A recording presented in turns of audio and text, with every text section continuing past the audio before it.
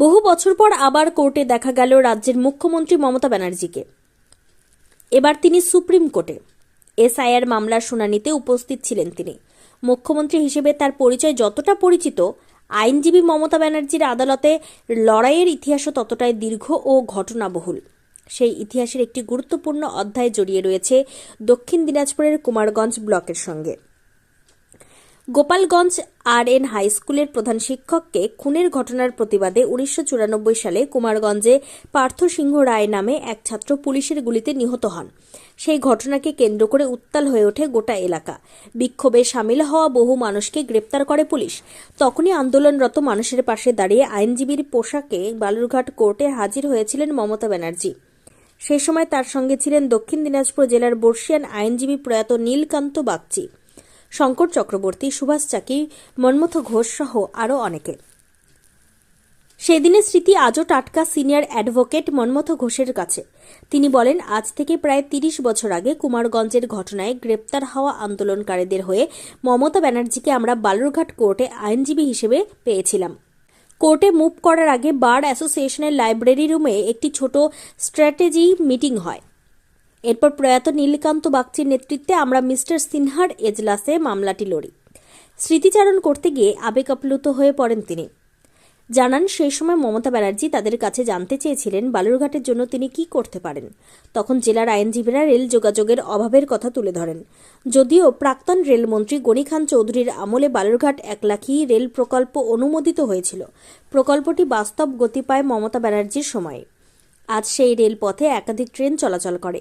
ভবিষ্যতে হিলি রেলপথও বাস্তবায়িত হওয়ার পথে। মনমথ ঘোষের কথায়, জেলাকে রেল মানচিত্রে তুলে আনার জন্য আমরা যেমন গনি খান চৌধুরী এবং অটল বিহারী বাজপেয়ীর কাছে কৃতজ্ঞ, তেমনি মমতা ব্যানার্জির নাম না বললে ইতিহাস অসম্পূর্ণ থেকে যাবে। তার কাছেও আমরা চিরকাল কৃতজ্ঞ থাকব। সুপ্রিম কোর্টে আজকের উপস্থিতি যেন সেই পুরনো দিনের আদালত লড়াইয়ের স্মৃতিকে আবার নতুন করে ফিরিয়ে আনলো দক্ষিণ দিনাজপুরের মানুষদের মনে।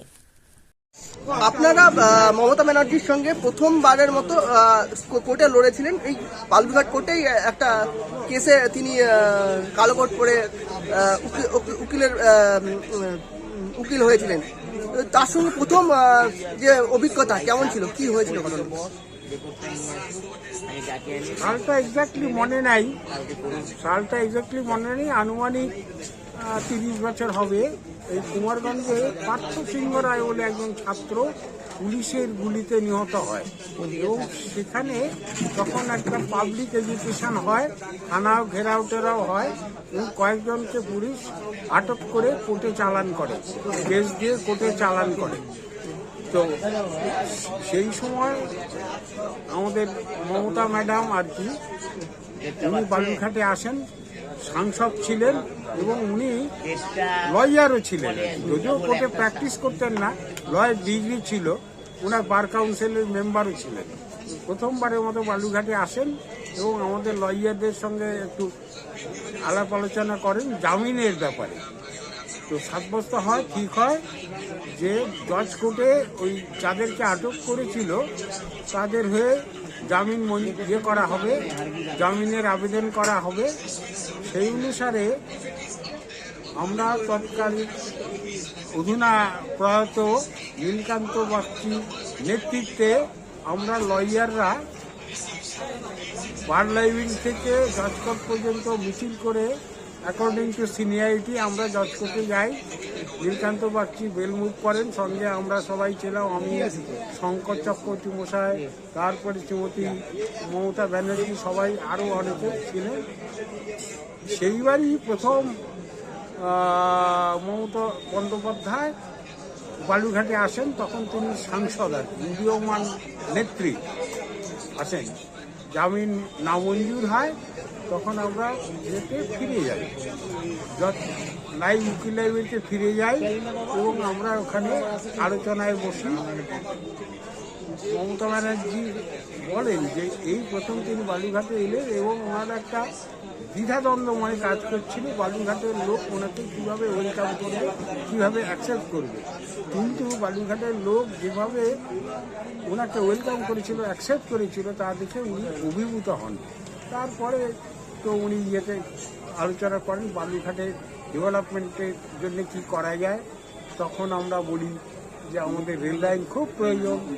উনি বলেন যে আপনারা একটা মেমোরেন্ডাম দেন, দাবিপত্র দেন। হ্যাঁ, সেটা আমার উপরই লেখার দায়িত্ব পড়েছিল। সেই দাবিপত্র বা মেমোরেন্ডাম আমিই লিখেছিলাম।